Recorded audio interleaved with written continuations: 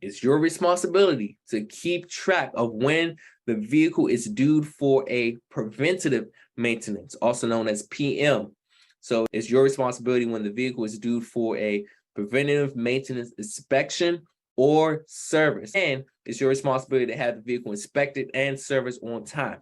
Now, it can not only save you money and time, but it will also reduce any unexpected periods of downtime, and it'll help you avoid accidents. So you are responsible for inspecting and possibly doing minor maintenance repairs. Now, your company policy will determine the type of maintenance you're responsible for performing. Now, most companies only expect you to perform simple maintenance and repairs, such as filling fluids, draining the air tanks, and changing out a light bulb, etc. But never attempt to fix a problem if you do not have the appropriate training, knowledge, or tools to do so. And note, the more in-depth maintenance activities and repairs are normally done in a shop by a technician. So the in-depth maintenance technician and repairs, if it takes more time to get finished, usually it's done by a shop or a technician, usually by a fleet service or mechanic. That is something to keep in mind of. Now, it's your responsibility to check the fluids. So it's vital to maintain the fluids in your commercial motor vehicle. And it's an essential task that you will do regularly. Know your vehicle, know the type of fluids it has. So before you fill any fluid in your vehicle, you want to confirm the type of fluid and the right amount needed. The main thing is the type of fluids you're expected to maintain. It will be the coolant, the engine oil, the power steering fluid, and the spare fuses. I'm going to dive deeper into each of these four. Now, the coolant, you need to wear gloves. Is always important. Safety is first. Wear gloves and safety goggles when you fill the coolant. Now, this is part of your personal protective equipment, also known as your PPE. You want to place the rag over the top of the cap and vent any pressure, meaning you want to clean the cap and the area around it. Then you want to pour the coolant by making sure the level is between the full and low marks, by making sure that the coolant is between add and full. Then you want to recheck the level to verify and make sure that there's enough coolant. Then you have the engine oil. When the engine oil is low, you want to fill the oil because it's an essential task that most likely you will have to do. So it's 3 simple steps to safely fill an engine oil. 1, locate the oil fill cap or dipstick and use a rag to clean the cap area around it. And be sure to wear gloves when removing the cap or dipstick. 2, pour in the proper and right amount of oil. So it got to be between the add and full or the full and low marks. Then place the cap or place the dipstick back securely. And then 3, check the oil level again after a few minutes just to make sure you put enough oil in it. Then you have the power steering fluid. So you got to locate by finding where the power steering fluid reservoir is. Then pour the proper amount of power steering fluid. Make sure it's between add and full or in the full and low range or marks. Then remember to use a rag to clean the cap and area around it. Be sure to wear gloves when you're removing the cap or dipstick, and then recheck the power steering fluid after a short period of time just to make sure that the level is full. And then you have spare fluids. So you want to make sure that the containers are clearly marked and stored in a safe location where they will not tip over or spill. So some carriers or companies will provide the drivers with fluids to carry in the vehicle itself. So make sure it's clearly marked and stored in a safe location. Then you have the coupling system or components. So part of your responsibility is to pay attention to the coupling system or components every time you couple or uncouple a trailer and to keep them in good operating condition. And again, the coupling system has to do with coupling the tractor to the trailer, all the parts that covers you coupling a tractor or trailer or a combination vehicle. So this coupling system is for Class A, mainly vehicles or combination vehicles such as tractor trailer. So for CDL Class A vehicles, the parts that must be maintained is the fifth wheel and gland hand seal. Now note, the coupling system is part of maintaining a CDL Class A vehicle, combination vehicles such as tractor trailer, doubles, triple trailers, and etc. Of course, I'm diving deeper into these sections. So the fifth wheel Make sure to grease the fifth wheel when necessary.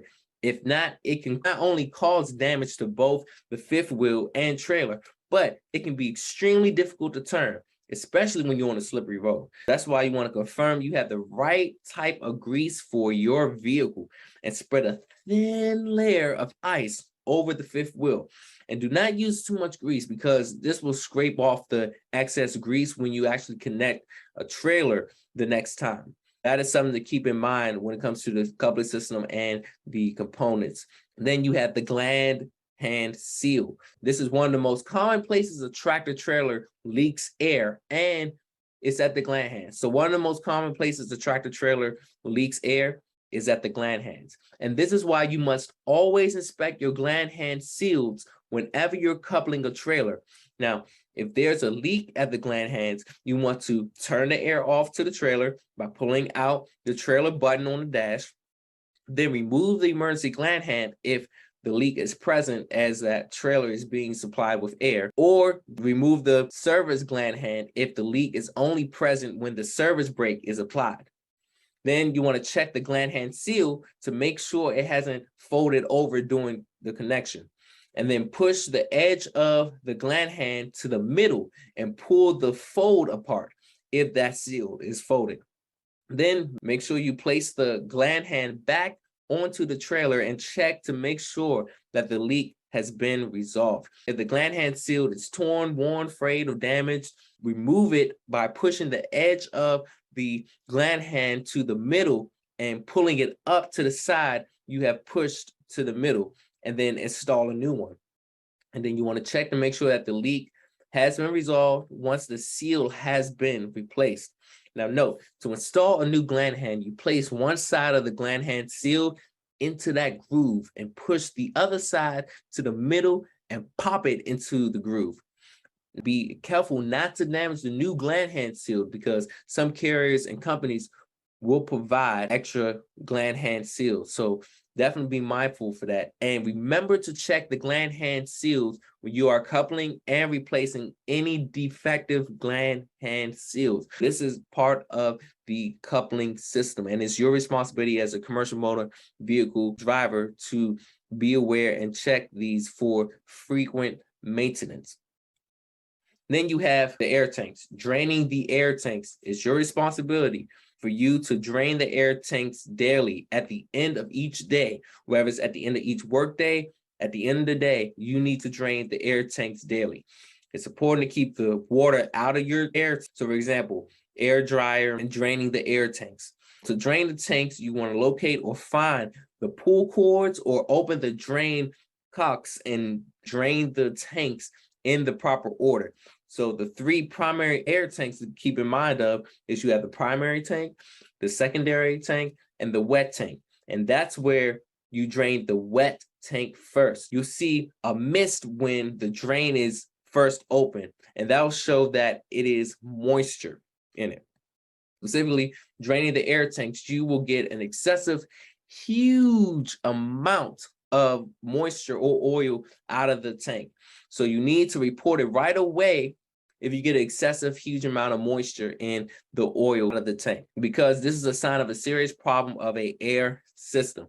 Now, the primary or secondary air tank should be dry and no moisture should come out when they are drained daily. And always ask someone or your company or carrier if you are not sure which tanks is in the wet tank, because someone that knows the air tank should know.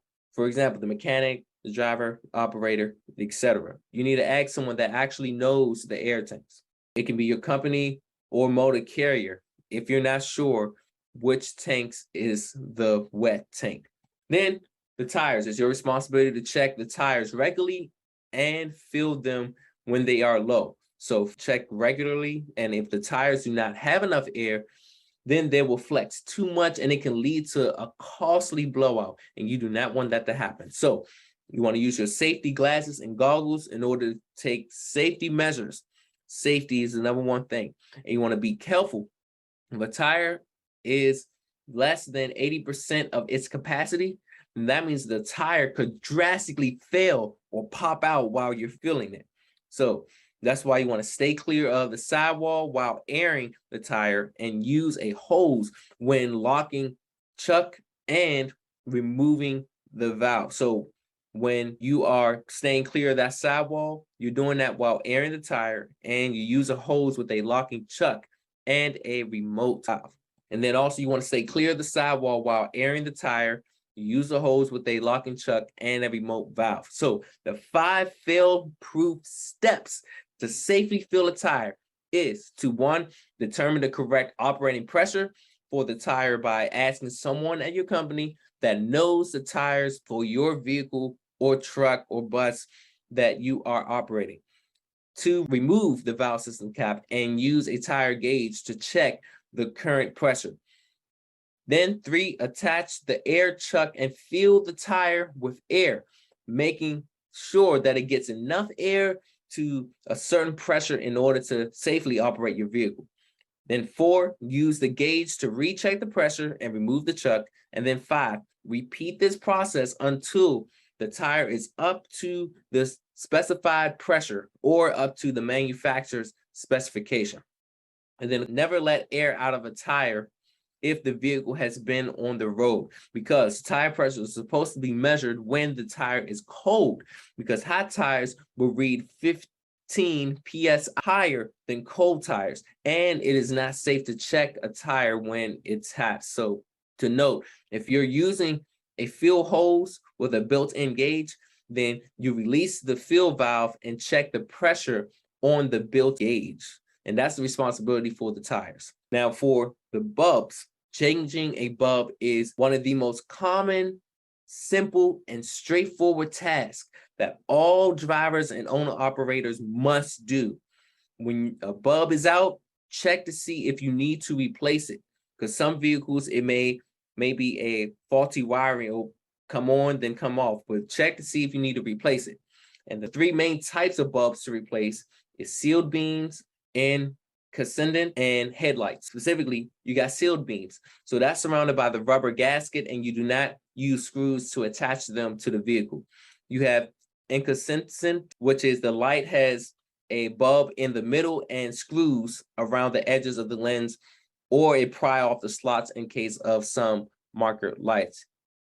Then you have headlights, which is the most modern headlights that are replaced by getting behind the light mount, twisting the bulb mount, and actually removing it. So with sealed beams, you want to replace the sealed beam light by prying out the unplugged old bulb, then bugging the new bulb in and replacing it in the mount.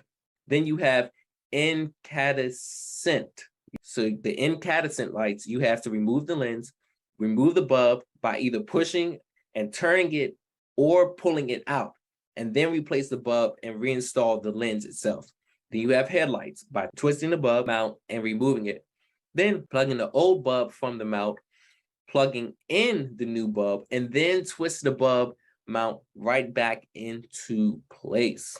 Hey, BET Trainer here. Listen, if you really had true value out of this video, go ahead and click that like button and share some honest comments about this video, because this is going to help other people as well see the video and get the value information, so that way they can be inspired by what you're doing right now as well. So also, if you want to get the latest updates, go ahead and click the subscribe button, so then you can be able to always be updated on the next instant video that will be put out. So again, go ahead and do that. And this video was sponsored by BET Life Services and CDL for Life.